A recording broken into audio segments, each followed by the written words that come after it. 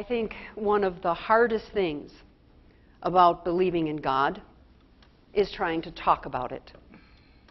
Someone asks you what you believe, or how is your life different because you believe what you do, and you can't find any words that are true enough or right enough to explain. Everything sounds either too vague or too pious. The truth is, it's impossible to speak about holy things. How on earth can our earthly language describe what is beyond all words? How can human beings speak about God? So we tend to describe holy things by talking about ordinary things and trusting that our hearers will make that connection. Believing in God is like coming home, we say. Or it's like being born all over again. Or believing in God is like jumping off the high dive. Or it's like getting struck by lightning. Or it's like falling in love. We can't say what it is exactly, but we can say what is it like. And most of us get the message. That's because we're using metaphors. Jesus used metaphors all the time. We use metaphors to talk about God, who God is. Jesus was always making comparisons between things, and he made surprising comparisons between holy things and ordinary things, breaking open our everyday understanding and inviting us to explore all over again. So in today's text, rather than telling a story, Jesus launches several short comparisons. The kingdom of heaven is like a mustard seed. It's like yeast. It's like buried treasure. It's like a fine pearl. It's like a net cast into a sea. The images come quickly, one right after another, with no preparation at all, no explanation, no time for questions and answers. We have these 5 flashes of the kingdom that come at us quickly. Jesus zings us with them. 1, 2, 3, 4, 5, like snapshots. The kingdom of heaven is this, and it's this, and it's this, he says. It's almost like he doesn't want us to get stuck on any one of them, but to be dazzled by the number and the variety of things that the kingdom of heaven is like. It's like this, it's like this, it's like this. Now, the first 2 comparisons seem easy enough. The kingdom of heaven is like a mustard seed, or it's like a handful of yeast. Nothing much to look at, not impressive at all, at least not at first, but give either of them something to work on. Sow the seed, or mix the yeast with flour, and the results can be astounding. A tree big enough for birds to nest in, or bread enough to feed the family for a month. If the kingdom of heaven is like that, then it is surprising, and it's potent, and it's more than meets the eye. The next pair of comparisons is more difficult. First, you have the kingdom of heaven is like a treasure found in a field. The man covers it back up, and then he sells everything he has to buy that field. He's a poor man who becomes rich through luck. And then second, the kingdom of heaven is like a merchant who searches for a good pearl, and he finds one that is of great price, and he sells everything he has to own that one pearl. He is a rich man who becomes richer through skill.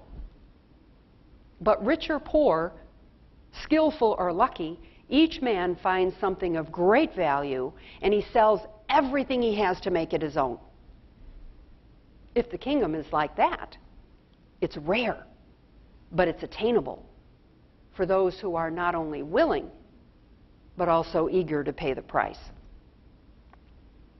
And then finally, the kingdom is like a fishing net. It's thrown into the sea, and it gathers all kinds of fish, good and bad, which are sorted out when the net is full.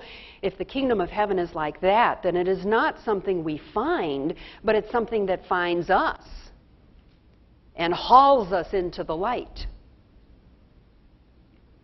It's a lot to digest at one sitting, but the striking thing to me about all these images is their hiddenness. The mustard seed is hidden in the ground. The yeast is hidden in the dough. The treasure is hidden in the field. The pearl is hidden among all the other pearls. The net is hidden in the deep sea. If the kingdom is like these, then it is not something easily apparent to the eye, but it's something that must be searched for, something waiting to be discovered and claimed. And that is the stuff that legends are made of. The sunken treasure, the secret knowledge, the long-lost masterpiece hidden in the attic gathering dust, suddenly discovered and claimed and enjoyed amid much celebration. That is what the kingdom of heaven is like, Jesus says. What is secret becomes known. What is hidden is brought out for everyone to see. It's exciting business, but where do we begin? Without a treasure map or an attic full of antiques or lucky shopping, where do we look for this hidden kingdom of heaven? These metaphors are all really nice, Jesus, but when it comes right down to hunting for the kingdom of heaven, where do we start? Well, first of all, we need to know what the kingdom of heaven is not. Jesus' parables and metaphors do not speak of the kingdom of heaven as the afterlife, what happens to us when we die. So whenever you are reading about the kingdom of heaven or the kingdom of God or the kingdom, it's not about what happens to you when you die. Not the kingdom of heaven. Instead, Jesus' parables and his stories about the kingdom of heaven describe what God's reign, what God's presence looks like in this world right now, right here, in our lives, right now. So it may not matter where we are exactly, as long as we keep our eyes open for extraordinary clues wherever we are, looking for God's presence here and now. The kingdom is all about God's rule, God's presence now. So, if the kingdom of heaven is hidden in this world, it's hidden really well, isn't it? And only the most dedicated detectives among us stand a chance of finding it at all. Unless, of course, God has resorted to the oldest trick in the book and has hidden the kingdom in plain view. There's always that chance, of course, that God decided to hide the kingdom of heaven, not in any of the extraordinary places that treasure hunters would be sure to check, but instead in the last place that any of us would think to look, namely, in the ordinary, everyday circumstances of our lives. Like a silver spoon in the drawer with all the stainless, or like a diamond necklace in the jewelry box hidden away with all the rhinestones, or you name it, the ordinary or the extraordinary hidden among the ordinary. The kingdom of heaven all mixed in with the humdrum and ho-hum of our lives. But as easy to find as an amaryllis bulb in the dark basement that suddenly sends forth a shoot. Or like a child's smile when they wake up from a nap. Or like the first thunder shower after a long drought. All of these are signs of the kingdom of heaven, clues to the holiness of God that's hidden in the dullest of our days. Jesus knew this all along. Why else would he talk about the kingdom of heaven in terms of farmers and fields, of women baking bread, and merchants buying and selling things, and fishermen sorting out fish?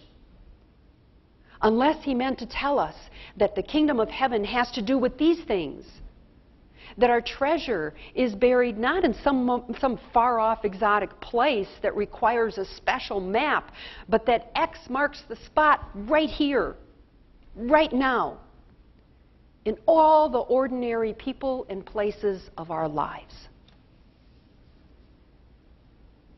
If you want to speak of heavenly things, he seems to say, start by speaking about earthly things. And if we want to describe why we believe in God's loving presence, which is beyond all words, we can begin with words we know, such as man, woman, field, seed, bird, air, yeast, bread. Words such as pearl, net, fish, joy. The kingdom is like these things. The kingdom is found in these things.